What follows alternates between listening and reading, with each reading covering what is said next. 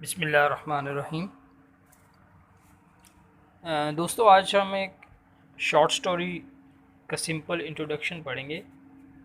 Short story का नाम है the judgement, written by Franz Kafka.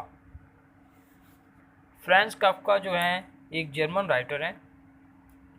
इस स्टोरी का ओरिजिनल टाइटल जो था जर्मन लैंग्वेज के अंदर दास उर्टेल, जिसको हम इंग्लिश में ट्रांसलेशन करें तो इसका मतलब होता है द जजमेंट। एक ऐसी स्टोरी जिसमें जजमेंट का आपने करनी है कि एक इंसान को मॉडर्न दौर के अंदर अपनी सोशल रिस्पॉन्सिबिलिटीज़ पूरी करनी चाहिए या कि उसको एक ट्रू आर्ट पैदा करने के लिए काम करना चाहिए या अपने आप को वक़्फ़ कर देना चाहिए। ये एक सिंपल सी स्टोरी है। 3 से 4 कैरेक्टर हैं इस स्टोरी के अंदर। स्टोरी के हीरो या प्रोटोगनिस्ट जो हैं वो है जॉर्ज, एक नौजवान लड़का, उसका बाप जो कि बहुत ही ज़्यादा स्ट्रॉन्ग, गुस्से वाला और गैर कामयाब एक शख्स है। एक उसका दोस्त है जो पिछले 3 सालों से रशिया में रहाइश पजीर है, सिर्फ़ और सिर्फ इस वजह से कि कुछ अच्छी राइटिंग कर सके और अपने आर्ट को या ट्रू आर्ट को प्रोड्यूस कर सके। इस स्टोरी के दौरान जॉर्ज एक लड़की फ्रीडा से शादी करना चाह रहा है, तो उसके लिए वो एक लेटर लिखता है, इनविटेशन लिखता है अपने दोस्त को जो कि रशिया में रहाइश पजीर है, कि please you come and join my marriage ceremony. तो वो ये सोचता है शायद इसी बहाने जो है वो 3 साल के बाद मेरा दोस्त अपने घर वापस लौट आए। इस बारे में वो अपने बाप को बताता है, तो उसका बाप उससे बहुत ज़्यादा नाराज़ होता है और उसके दोस्त को अपने बेटे से बेहतर सा कहता है, बेहतर समझता है और उसके साथ साथ अपने बेटे की बहुत ज़्यादा बेइज्जती कर देता है कि आपके आने वाली लड़की के साथ नाजायज़ ताल्लुकात हैं और एक आप नाकामयाब किस्म के बेटे हो, वगैरह वगैरह। जिसके नतीजे में बेटा गुस्से में आ जाता है और फाइनली एक ब्रिज से छलांग लगा के दरिया के अंदर अपनी जान दे देता है।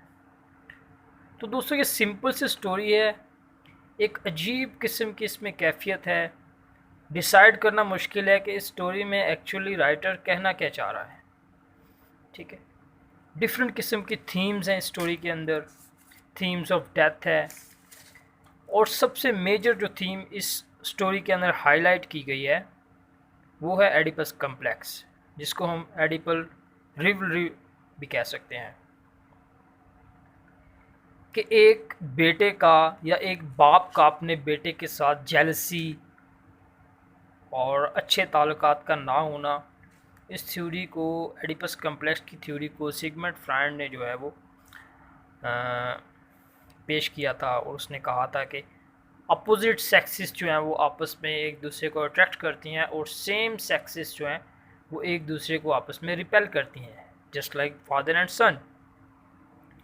सो ये एक मेजर थीम है इसके अंदर। दूसरी मेजर थीम इस स्टोरी के अंदर isolation of modern man and true artist, कि अगर एक ट्रू आर्टिस्ट इंसान बनना चाहता है तो क्या उसको सोसाइटी को छोड़ देना चाहिए या सोसाइटी में रहते हुए उसको एक अच्छा आर्ट प्रोड्यूस करना चाहिए। सेम इस तरह इस स्टोरी में फ्रांज काफ्का साहब जो हैं इनका कहना है, और इन रियल लाइफ भी ये इसी वजह से सिर्फ शादी नहीं करते कि ये लिटरेचर से बहुत ज़्यादा प्यार करते हैं और ये समझते हैं कि शादी करने से मेरा लिटरेचर जो है वो उसकी तरफ ध्यान कम हो जाएगा और मैं एक ट्रू आर्ट प्रोड्यूस नहीं कर सकूँगा। ये सिंपल सी स्टोरी है इसमें।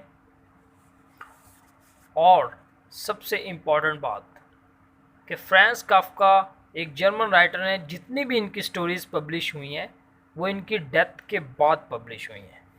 ठीक है, ये अपना एक लेटर में अपने एक बहुत ही करीबी दोस्त मैक्स ब्रॉड को कहते हैं, dearest max, my last request, everything I have behind me, in the way of diaries, manuscripts, letters, and so on, is to be burned unread.